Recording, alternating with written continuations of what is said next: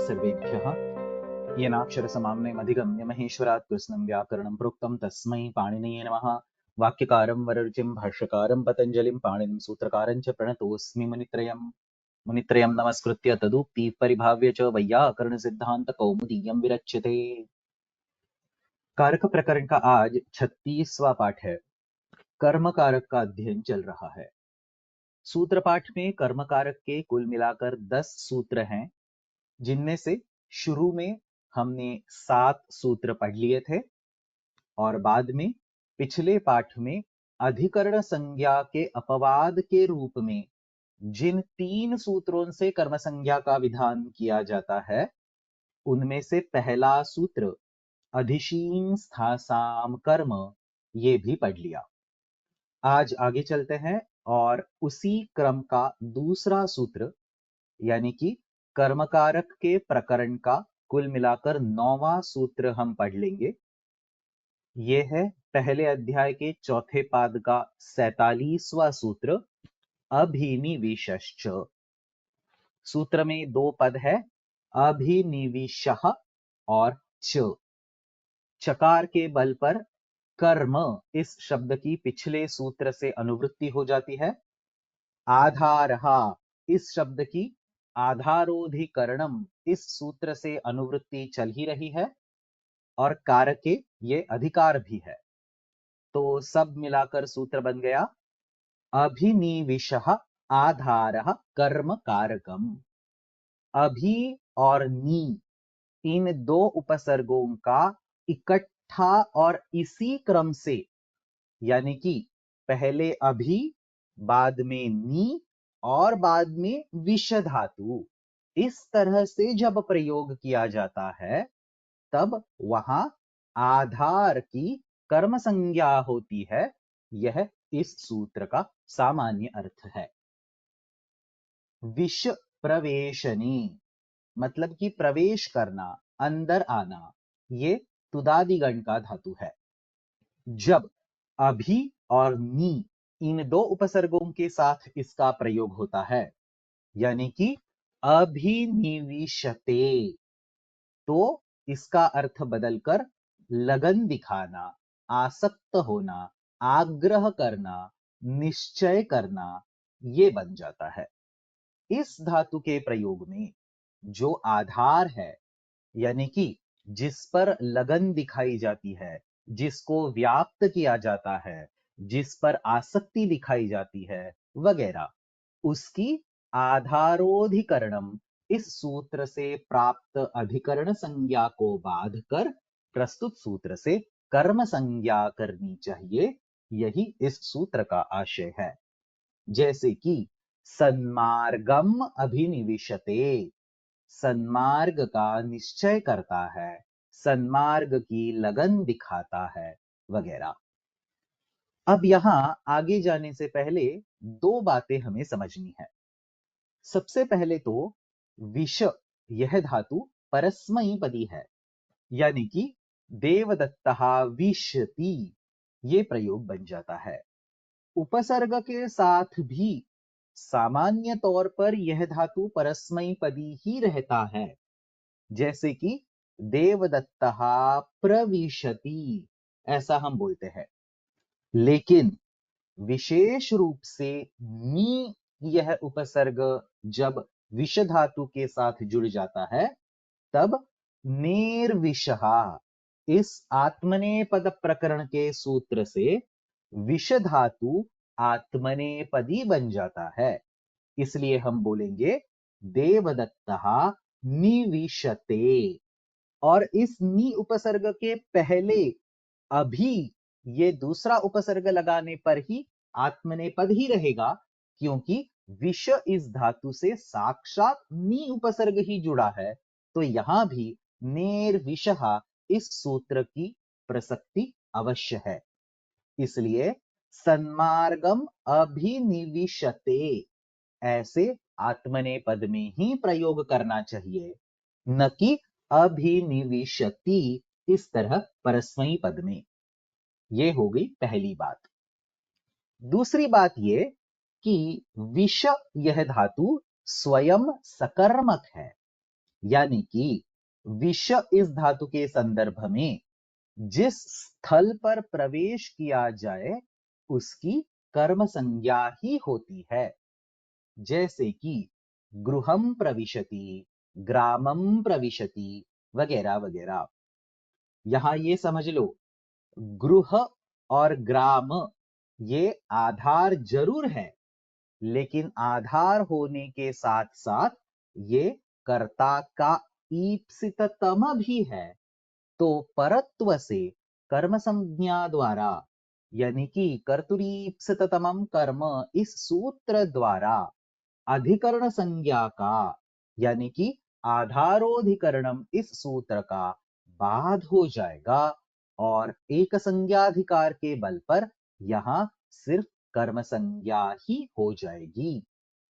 लेकिन अभि और नी उपसर्ग पूर्वक जो विषय धातु यानी कि अभिनिविशते, उसके बारे में धातु का अर्थ बदलने के कारण कर्तुरीप्सिततमम कर्म इस सूत्र से कर्म संज्ञा नहीं हो सकती। यह समझ लो, जब हम बोलते हैं सन्मार्गम अभिनिविशते, यानी कि सन्मार्ग पर चलने का निश्चय कर लेता है, तब वहां सन्मार्ग यह कर्ता का ईप्सिततम नहीं, बल्कि सन्मार्ग पर चलना यह उसका ईप्सिततम है। तो यहां कर्तुरीप्सिततमम कर्म इस सूत्र से कर्म संज्ञा की प्राप्ति है ही नहीं। इसका मतलब है कि केवल सूत्रों के नजरिए से देखा जाए तो यहां आधारोधिकरणम इस सूत्र से अधिकरण संज्ञा ही प्राप्त है, लेकिन प्रयोग में यहां कर्म संज्ञा दिखाई देती है। यानी कि यहां कर्म संज्ञा का विशिष्ट विधान करना आवश्यक प्रतीत होता है, और इसीलिए यहां पाणिनि महर्षि ने अभिनिवेशश्च यह सूत्र विशेष रूप से बनाया है। अभिनिविशते इस क्रिया का जो आधार वो कर्ता का ईप्सिततम न होने पर भी अवश्य ही कर्म संज्ञक होता है, यह इस सूत्र का गर्भित अर्थ है। अब यहां अभिनिविशः इस शब्द पर थोड़ा गौर करते हैं। अभिनिविशः, यह अभिनिविश इस प्रातिपदिक का षष्ठी एकवचन है। अभिनिविश इस प्रातिपदिक में अभिनि यह द्वंद्व समास है। अभि च नि च इति अभिनि। इस अभिनि का आगे विष इस धातु के साथ उत्तर पदलोपी कर्मधारय समास किया गया है। शाक पार्थिवादीनाम सिद्धये उत्तर पदलोपस्य उपसंख्यानम, इस वार्तिक से यह समास बन जाता है। अभिनिपूर्वकः विष इति अभिनिविश, इस तरह से यहां विग्रह वाक्य हो गया। अब यहां अभिनिपूर्वकः विष ऐसा विग्रह वाक्य बोलने पर एक सवाल अवश्य आ जाता है कि यहां अभी और नी इनमें से कोई भी एक उपसर्ग हो तो भी चलेगा, या फिर दोनों उपसर्ग अभी और नी साथ साथ चाहिए। इसी बात को स्पष्ट करते हुए बाल मनोरमाकार बोलते हैं अभिनी इति संघात ग्रहणम।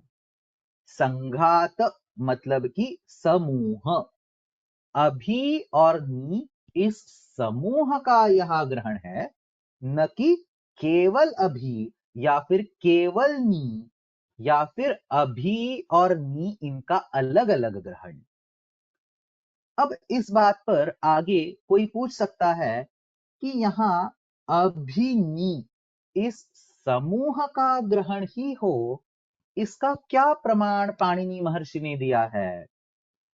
तो इसका प्रमाण हमें अभिनी इस शब्द से ही मिल जाता है। कैसे? तो ये ध्यान से सुनो। अभिनी यह द्वंद्व समास है और किसी भी द्वंद्व समास में पहला पद कौन सा हो और दूसरा पद कौन सा हो, इसके कुछ विशिष्ट नियम होते हैं। उन्हीं में से एक नियम है अल्पाचतरम। इस सूत्र से ये पता चलता है कि द्वंद्व समास में कम स्वर होने वाला शब्द पहले लिया जाता है। जैसे कि शिव और केशव, इनका द्वंद्व समास करने पर शिव केशवऊ यही होता है, न कि केशव शिवऊ। यहां शिव इस शब्द में कम स्वर है, इसलिए यहां शिव यही शब्द समास में पहले आएगा और यही अल्पाचतरम इस सूत्र का आशय है। अब प्रस्तुत स्थिति में अभी और नी, इनका समास करते समय अल्पाचतरम इस सूत्र का प्रयोग हम करेंगे तो समस्त पद में नी यह शब्द अभी इस शब्द से पहले आ जाएगा और न्यभी यह समस्त पद बन जाएगा। लेकिन पाणिनि महर्षि सूत्र में न्यभी इस तरह से ना बोलकर विपरीत उच्चारण करते हैं और अभिनी ऐसा बोलते हैं।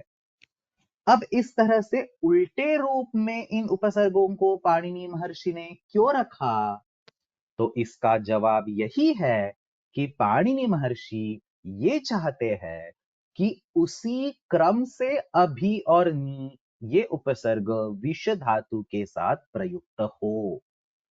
यही बात भट्टोजी दीक्षित प्रौढ़ मनोरमा में स्पष्ट करते हैं। नेहे अल्पाचतरत्वेन पूर्वनिपाते कर्तव्ये विपरीतोच्चारणं तादृश समुदाय विवक्षार्थम इति आह संघातपूर्वस्य इति। अल्पाचतरम इस सूत्र के बल पर नी इस उपसर्ग का पूर्व निपात यानी कि समस्त पद में पहले उच्चारण होना चाहिए, लेकिन प्रत्यक्ष में विपरीत उच्चारण किया हुआ दिखाई देता है।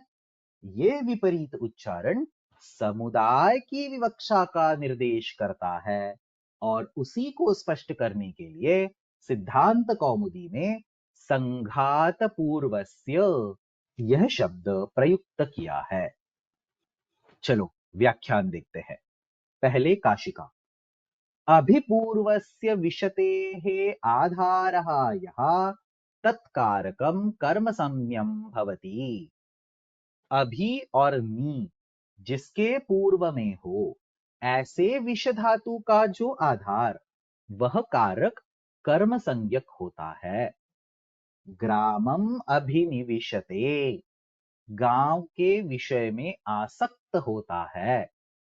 यहां ये बात समझ लेना कि अभी और नी उपसर्ग लगाने पर विष इस धातु के अर्थ में परिवर्तन हो रहा है। सिद्धांत कौमुदी की लक्ष्मी व्याख्या में इसी को स्पष्ट करते हुए बोला गया है, अभिनिपूर्वक विष धात्वर्थ आग्रह। आग्रह मतलब कि स्वीकार करना, आसक्त होना, लगन दिखाना, पकड़ना इत्यादि। तो ग्रामम अभिनिविशते इसका मतलब हो गया गांव के विषय में लगन दिखाता है। अब इसके आगे काशिकाकार कुछ अलग सा सवाल उठाते हैं। वो बोलते हैं कि लोक में या साहित्य में अभी और नी उपसर्ग के साथ प्रयुक्त विष धातु की उपस्थिति में आधार की कर्म संज्ञा करने के बजाय अधिकरण संज्ञा की गई भी कहीं कहीं दिखाई देती है। कहां दिखाई देती है? तो काशिकाकार ने एक दो उदाहरण दे दिए हैं। कल्याणे अभिनिवेशः, पापे अभिनिवेशः, या फिर एक वाक्य भी उन्होंने दिया है, या संज्ञा यस्मिन् यस्मिन् संज्ञिनी अभिनिविशते। तो इस वाक्य में भी संज्ञिनी अभिनिविशते इस तरह से आधार की अधिकरण संज्ञा की गई दिखाई देती है। अब यहां एक बात समझ लो, अगर यहां जैसे कि कल्याणे अभिनिवेशः इस उदाहरण में, या फिर पापे अभिनिवेशः इस उदाहरण में प्रस्तुत सूत्र के आधार से अगर कर्म संज्ञा होती तो क्या प्रयोग बन जाता? तो यहां कल्याणम अभिनिवेशः या फिर पापम अभिनिवेशः ऐसा प्रयोग नहीं बनता। ये बात ठीक से सुन लो, अगर अधिकरण के स्थान पर यहां कर्म संज्ञा हो जाती तो यहां कल्याणस्य अभिनिवेशः, पापस्य अभिनिवेशः ऐसे षष्ठी विभक्ति से प्रयोग हो जाता। क्यों? क्योंकि अभिनिवेशः इस शब्द में घय यह कृत प्रत्यय है, और कृत प्रत्यय के योग में कर्म की कर्तृकर्मणोः कृति इस सूत्र से षष्ठी विभक्ति होती है। वैसे तो ये बात हम आगे षष्ठी विभक्ति के अध्ययन के समय अवश्य ही पढ़ने वाले हैं, लेकिन अभी विषय आ गया तो मैंने बता दिया। तो इस तरह से यहां षष्ठी विभक्ति का प्रयोग हो जाता, लेकिन उदाहरणों में सप्तमी विभक्ति का प्रयोग है, यानी कि यहां आधार की कर्म संज्ञा का बाध करके अधिकरण संज्ञा हो गई है। तो यही बात काशिकाकार पूछ रहे हैं कि इन वाक्यों का साधुत्व हम कैसे बता सकते हैं। देखो काशिका में क्या लिखा है, कथम कल्याणे अभिनिवेशः पापे अभिनिवेशः या या संज्ञा यस्मिन् यस्मिन् संज्ञिनि अभिनिविशते इति। इन तीनों उदाहरणों में सप्तमी कैसे आ गई? ये सवाल यहां काशिकाकार ने उठाया है, और अपने सवाल का तुरंत जवाब देते हुए वो आगे बोलते हैं, अन्यतरस्याम इति वर्तते परिक्रयणे संप्रदानमन्यतरस्याम इत्यतः सा च व्यवस्थित विभाषा विज्ञायते। ये समझ लेना, काशिकाकार के कहने का यहां आशय है कि कल्याणे अभिनिवेशः पापे अभिनिवेशः इस तरह के बस गिने चुने प्रयोग लोक में विद्यमान है, और इन प्रयोगों का साधुत्व बताने के लिए हम परिक्रयणे संप्रदानमन्यतरस्याम इस सूत्र से अन्यतरस्याम इस शब्द का मंडूक प्लुति से अभिनिविशश्च इस सूत्र में ग्रहण कर सकते हैं। मंडूक प्लुति आपको अवश्य ही पता होगी, जब कोई शब्द अनुवृत्ति द्वारा आगे वाले प्रत्येक सूत्र में नहीं लिया जाता, बल्कि मेंढक जैसा कूद कूद कर कुछ ही सूत्रों में लिया हुआ दिखाई देता है, तब उसको मंडूक प्लुति बोलते हैं। तो यहां काशिकाकार का आशय है कि परिक्रयणे संप्रदानमन्यतरस्याम इस सूत्र में जो अन्यतरस्याम यह विकल्प दिखाने वाला शब्द है, वह शब्द उस सूत्र से मंडूक प्लुति से, यानी कि कूद कर कुछ सूत्र छोड़कर सीधा अभिनिविशश्च इस सूत्र में आ जाएगा। ऐसा करने पर अभिनिविशश्च इस सूत्र का अर्थ क्या बन जाएगा? तो अभि और नी इन उपसर्गों की उपस्थिति में विष धातु का जो आधार उसकी अन्यतरस्याम यानी कि विकल्प से कर्म संज्ञा होती है। अभिनिविशः आधारः अन्यतरस्याम कर्म, यानी कि एक पक्ष में कर्म संज्ञा होगी और दूसरे पक्ष में अधिकरण संज्ञा भी होगी, जिससे कल्याणे अभिनिवेशः पापे अभिनिवेशः संज्ञिनि अभिनिविशते इस तरह के प्रयोग सिद्ध हो जाएंगे। यह काशिकाकार का यहां आशय है। लेकिन इस तरह से मंडूक प्लुति से अन्यतरस्याम इस शब्द का अभिनिविशश्च इस सूत्र में ग्रहण करने पर आगे ये सवाल आ जाता है कि इस सूत्र के बाकी उदाहरणों में, यानी कि सन्मार्गम अभिनिविशते या फिर ग्रामम अभिनिविशते, इन तरह के उदाहरणों में भी क्या विकल्प से अधिकरण संज्ञा होकर सन्मार्गे अभिनिविशते, ग्रामे अभिनिविशते ये प्रयोग भी होंगे? और अगर होंगे तो क्या ये प्रयोग लोक में मिलते हैं? तो इसका जवाब है कि ऐसे प्रयोग, यानी कि सन्मार्गे अभिनिविशते, ग्रामे अभिनिविशते, इस तरह के प्रयोग व्याकरण की दृष्टि से अशुद्ध प्रयोग है और ऐसे प्रयोग लोक में नहीं मिलते।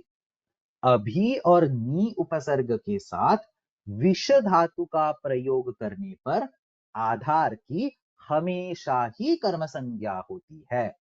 केवल दो तीन उदाहरण है, जैसे कि कल्याणे अभिनिवेशः, पापे अभिनिवेशः, इन तरह के उदाहरणों में ही आधार की अधिकरण संज्ञा की हुई दिखाई देती है। तो इस तरह की गिने चुने उदाहरणों में जो अधिकरण संज्ञा की गई है, उसके लिए पूरे के पूरे अन्यतरस्याम इस शब्द को मंडूक प्लुति से लाना कितना उचित है, ये सवाल यहां आ जाता है।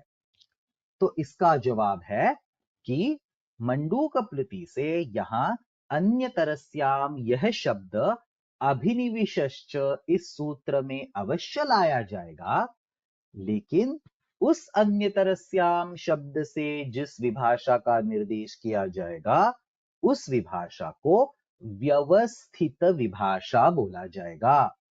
व्यवस्थित मतलब कि कुछ व्यवस्था, कुछ सिस्टम, कुछ प्रणाली बनाने के लिए निर्माण की गई विभाषा। ये बाकी विभाषाओं जैसी नहीं होती। बाकी जो विभाषाएं होती है, उन विभाषाओं में बोलने वाले के पास विकल्प होता है कि एक तरीके से वो बोल सकता है या फिर दूसरे तरीके से भी बोल सकता है। लेकिन ये जो विभाषा है, ये व्यवस्था बनाने के लिए, सिस्टम बनाने के लिए, प्रणाली बनाने के लिए निर्माण की गई विभाषा है। ये विभाषा सभी उदाहरणों के लिए विकल्प का विधान नहीं करती, बल्कि सिर्फ गिने चुने दो तीन उदाहरणों के साधुत्व की व्यवस्था बनाती है। इसका मतलब है कि असल में ये पूरी की पूरी विभाषा है नहीं, लेकिन कुछ उदाहरणों को साधु बताने के लिए यहां विभाषा का उतने ही उदाहरणों तक आश्रय लिया गया है। यही सब बात काशिकाकार बता रहे हैं। अन्यतरस्याम इति वर्तते, परिक्रयणे संप्रदानमन्यतरस्याम इत्यतः सा च व्यवस्थित विभाषा विज्ञायते। परिक्रयणे संप्रदानमन्यतरस्याम, इस सूत्र से अन्यतरस्याम इस शब्द को मंडूक प्लुति से लाकर व्यवस्था बनाने के लिए उसका उपयोग किया जाता है, न कि सारे उदाहरणों में विकल्प बताने के लिए। चलो आगे चलकर सिद्धांत कौमुदी देखते हैं।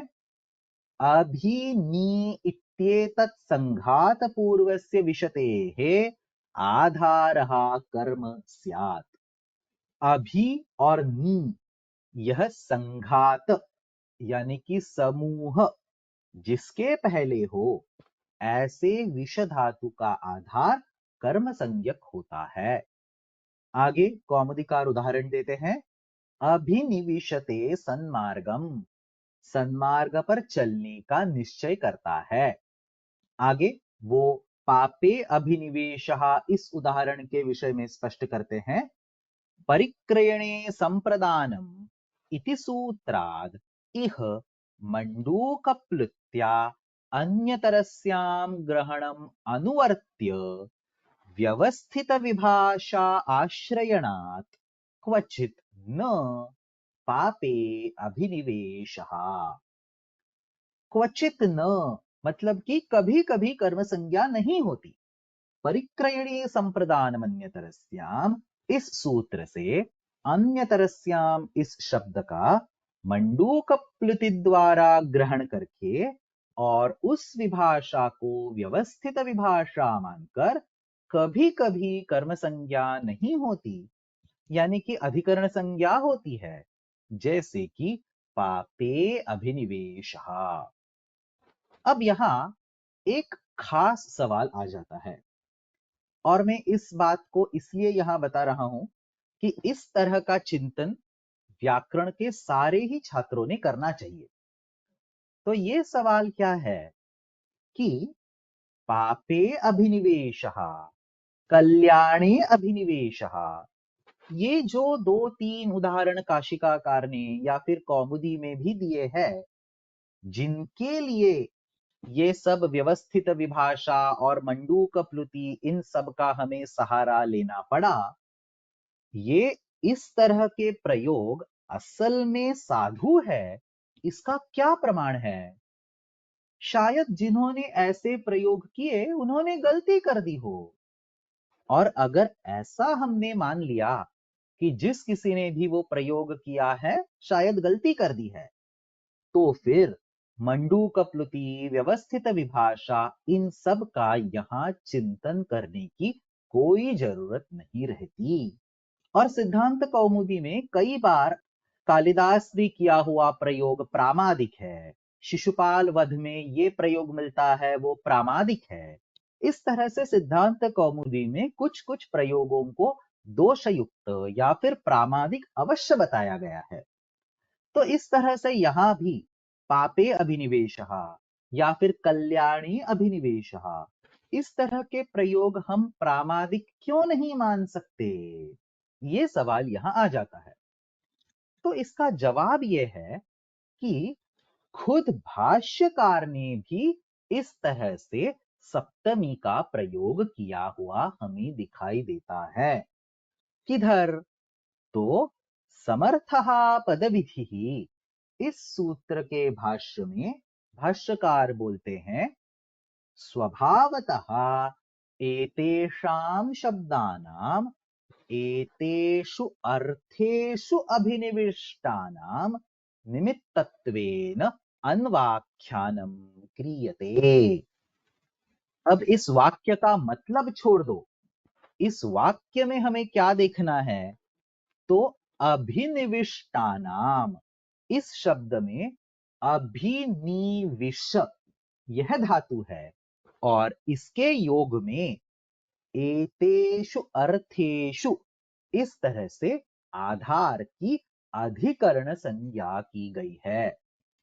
इस तरह से यहां खुद भाष्यकार ने अभिनिविष्ट शब्द के योग में अधिकरण कारक का प्रयोग किया है, और भाष्यकार के वचन को तो हम झुठला नहीं सकते।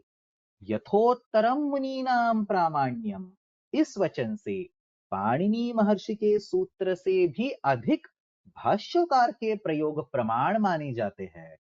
और इसीलिए अभिनिविश, इसके योग में आधार की कभी कभी अधिकरण संज्ञा भी हो सकती है, इसका हमें स्वीकार करना जरूरी हो जाता है।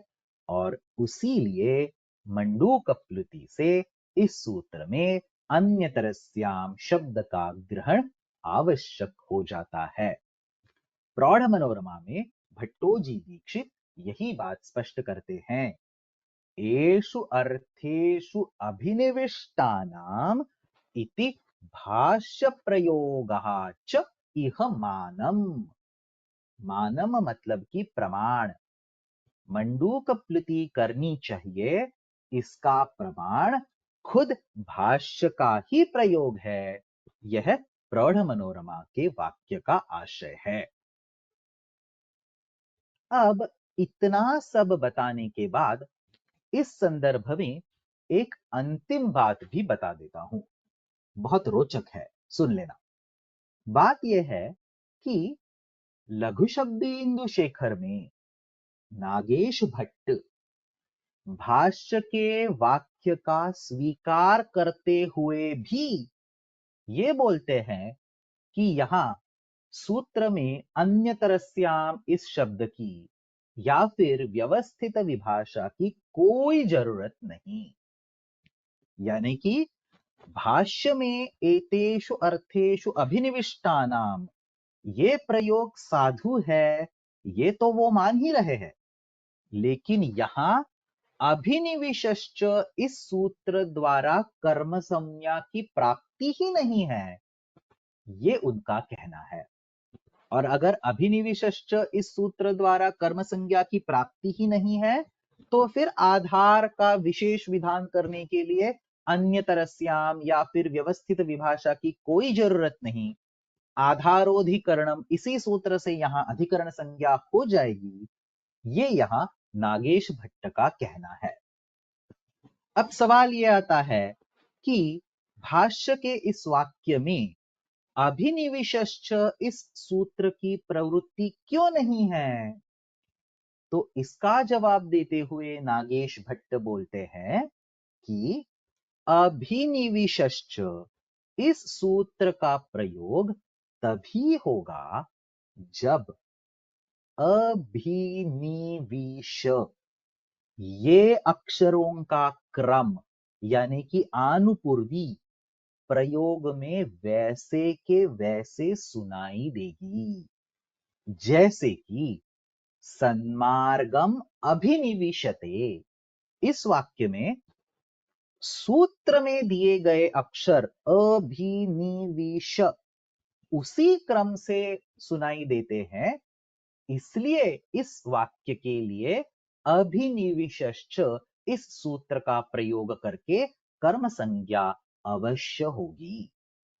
लेकिन पापे अभिनिवेशः इस वाक्य में या फिर कल्याणे अभिनिवेशः इस वाक्य में या फिर भाष्यकार द्वारा प्रयुक्त अभिनिविष्टानाम इस वाक्य में अभिनिविश इस तरह से अक्षरों का क्रम है ही नहीं। अभिनिवेशः इस शब्द में वी की जगह पर वे है, अभिनिविष्ट यहां श की जगह पर ष्ट है। तो इन किसी भी उदाहरणों में अभिनिविश यह आनुपूर्वी दिखाई ही नहीं देती।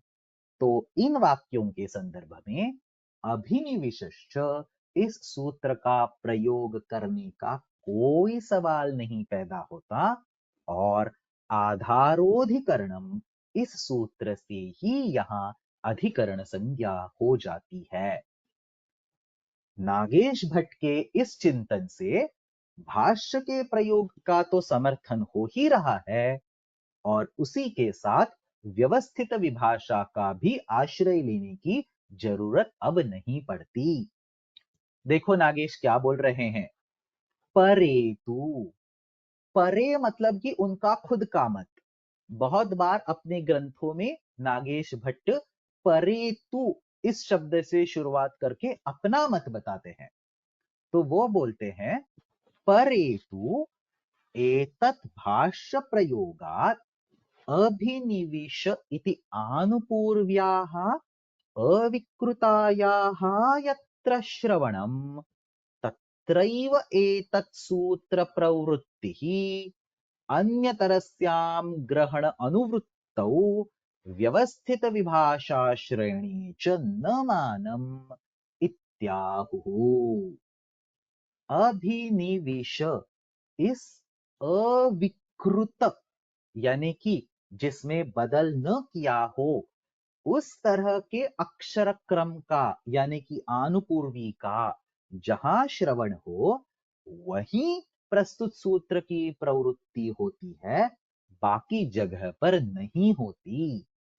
तो भाष्य के एतेषु अर्थेषु अभिनिविष्टानाम इस वाक्य के लिए प्रस्तुत सूत्र की प्रवृत्ति होगी ही नहीं और वहां प्रस्तुत सूत्र की प्रवृत्ति मानकर उसके निवारण के लिए अन्य तरस्याम इस शब्द का मंडूक प्लुति से ग्रहण करके उसको व्यवस्थित विभाषा के नाम से स्वीकार करना, इसका कोई प्रमाण नहीं। यह नागेश भट्ट का कहना है। सिद्धांत कौमुदी की लक्ष्मी नाम की जो व्याख्या है उसमें यही बात और स्पष्ट करके बताई है। वहां ग्रंथकार बोलते हैं, वस्तुतस्तु न अत्र अन्यतरस्याम इति मंडूकप्लुत्या अनुवर्तते। मंडूकप्लुति अनुवृत्तौ दृढ़तर प्रमाण अभावात् किंच व्यवस्थित विभाषा आश्रयणम अपि अशक्यम भाष्योक्त षड्विध स्थले एव व्यवस्थित विभाषा आश्रयणात्। यहां ग्रंथकार ये बोल रहे हैं कि भाष्यकार ने पूरी अष्टाध्यायी में सिर्फ 6 जगहों पर व्यवस्थित विभाषा का स्वीकार किया हुआ भाष्य में नजर आता है और प्रस्तुत सूत्र उन 6 जगहों में से एक नहीं है। यानी कि यहां अगर हमने व्यवस्थित विभाषा स्वीकार कर ली तो उसमें भाष्य का प्रमाण नहीं होगा, इसलिए यहां व्यवस्थित विभाषा नहीं मान सकते। और अगर यहां व्यवस्थित विभाषा नहीं मान सकते तो फिर पापे अभिनिवेशः ये प्रयोग कैसे सिद्ध करे। तथा च कथम पापे अभिनिवेशः इति अभिनिविश इति आनुपूर्व्याः अविकृतायाः यत्र श्रवणं तत्रैव अभिनिविशश्च इति कर्मसंज्ञां बोधयति तेन अभिनिवेश इति योगे आधारस्य न कर्मत्वं तेन सप्तमी इत्येव पंथाः रमणीयः। यही मार्ग उचिततर है। कौन सा मार्ग?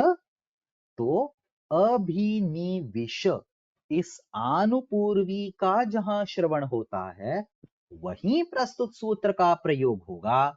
इसीलिए पापे अभिनिवेश जहां बी की जगह पर वे है वहां प्रस्तुत सूत्र का कोई संबंध नहीं और वहां आधारोधिकरणम इस सूत्र से अधिकरण संज्ञा ही हो जाएगी। यही मार्ग उचिततर है। इस तरह से यद्यपि काशिका और सिद्धांत कौमुदी दोनों ग्रंथों ने यहां व्यवस्थित विभाषा का स्वीकार किया है, तथापि प्रौढ़ ग्रंथों में यहां अभिनिवेश इस आनुपूर्वी के संदर्भ में ही प्रस्तुत सूत्र का प्रयोग बताकर व्यवस्थित विभाषा की कोई जरूरत नहीं, यह निर्णय दिया हुआ दिखाई देता है। अब अंत में एक छोटी सी बात, काशिकाकार ने इस सूत्र में व्यवस्थित विभाषा के संदर्भ में जो 3 उदाहरण दिए हैं वो एक बार फिर से देखते हैं। पहला उदाहरण कल्याणे अभिनिवेशः, दूसरा उदाहरण पापे अभिनिवेशः। इन 2 उदाहरणों के विषय में नागेश भट्ट का पक्ष हम आसानी से उचित ले सकते हैं। क्यों? क्योंकि इन दोनों ही वाक्यों में अभिनिवेश ये आनुपूर्वी है नहीं, इसलिए यहां अभिनिवेशश्च इस सूत्र का प्रयोग होगा ही नहीं। ये मानकर यहां आधार की आधारोधिकरणम इस सूत्र से अधिकरण संज्ञा हम आसानी से दे सकते हैं। लेकिन काशिका में दिया हुआ अगला जो उदाहरण है उसमें समस्या आती है।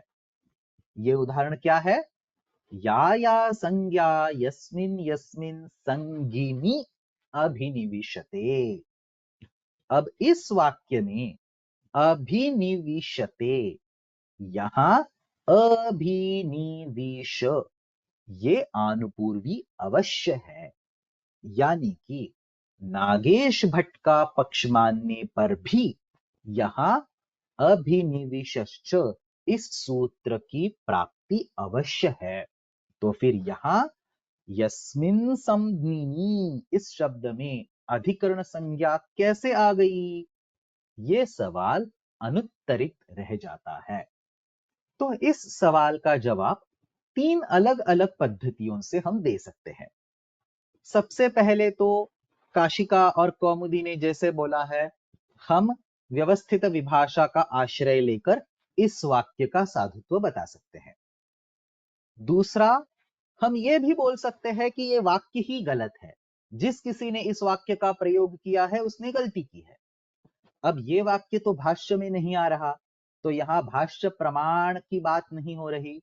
तो जैसे कालिदास के या फिर भवभूति के कुछ वाक्य सिद्धांत कौमुदीकार गलत बता रहे हैं, उसी तरह से हम बोल सकते हैं कि काशिकाकार ने जहां कहीं से भी ये वाक्य उठाया हो शायद गलत है। ये दूसरा स्पष्टीकरण। तीसरा और एक स्पष्टीकरण है जो कि श्रृंगार प्रकाश नाम के ग्रंथ में बोला गया है। वहां ग्रंथकार बोलते हैं कि अभिनिविशते इस प्रयोग को हम अविवक्षित कर्मक मान सकते हैं। अविवक्षित कर्म यानी कि यहां धातु के कर्म की विवक्षा ही नहीं है, क्योंकि धातु के अर्थ में ही कर्म का अर्थ भी छिपा है। इस तरह से मानकर यहां कर्म की जरूरत ही नहीं, इसलिए अधिकरण का प्रयोग हो गया। इस तरह से चिंतन करके यहां साधुत्व हम बोल सकते हैं। ये बात श्रृंगार प्रकाश इस ग्रंथ में है। जिन छात्रों को इस विषय में अधिक पढ़ना है वो श्रृंगार प्रकाश ग्रंथ अवश्य देखें। लेकिन इस तरह से यहां इस वाक्य के स्पष्टीकरण की अलग अलग पद्धतियां हैं और ये एक ही वाक्य ऐसा है, तो इस उदाहरणों को हम दूर में रखकर बाकी उदाहरणों के बल पर नागेश की बात का अवश्य स्वीकार कर सकते हैं। यानी कि अभिनिवेश यह आनुपूर्वी होने पर ही प्रस्तुत सूत्र का प्रयोग होगा, बाकी जगहों पर प्रस्तुत सूत्र का प्रयोग नहीं होगा। इसी पक्ष को सिद्धांत के रूप में लेने में यहां कोई आपत्ति नहीं है। और इसी के साथ अभिनिवेशश्च इस सूत्र का अध्ययन समाप्त हो गया।